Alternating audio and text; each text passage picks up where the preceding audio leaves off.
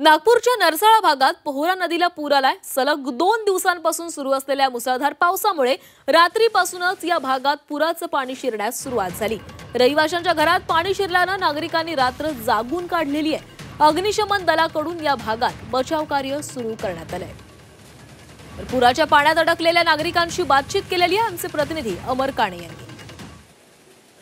जलस्तर कधी वाढलेला आणि पूर्ण वेढा कधी पडलेला?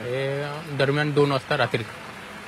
आणि बचाव कार्य कशा पद्धतीने करण्यात आलं? ते म्हणजे आमचे बावणे काकाजी त्यांनी संपर्क केला आणि त्यांच्यामुळे आम्ही म्हणजे हे बोटवाले आले। कशा पद्धतीने संपूर्ण हे बचाव कार्य किती वाजल्यापासून सुरू आहे आणि कसं सुरू आहे? हे जस्ट आता सकाळपासून। कशी परिस्थिती होती रात्री? म्हणजे एक भीती वाटत होती, संपूर्ण खूप भीती वाटत होती आणि आम्हाला असं वाटत होतं की आम्ही आता आमचं घरच उकडून जाते की काय। इतकं पाऊस, इतकं पाणी पूर्ण घरापर्यंत, दारापर्यंत, साप पण आले आहेत दारामध्ये आणि आम्ही खूप आमचं जीवावर हे करून आम्ही घरामध्ये होतो। पॉलिथिन वगैरे लावून ठेवलं घरामध्ये, सगळं सामान एकावर एक असं ठेवून। खूप नुकसान झालेलं आहे। हो, आता घरात पाणी घुसलं तर नुकसान होणारच आहे ना sir.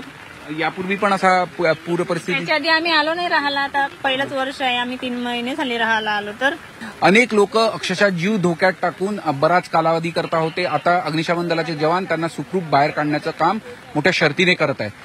Zee मीडियासाठी video journalist Ratnashree सातपुतेसह अमर काणे, नरसाळा, नागपूर।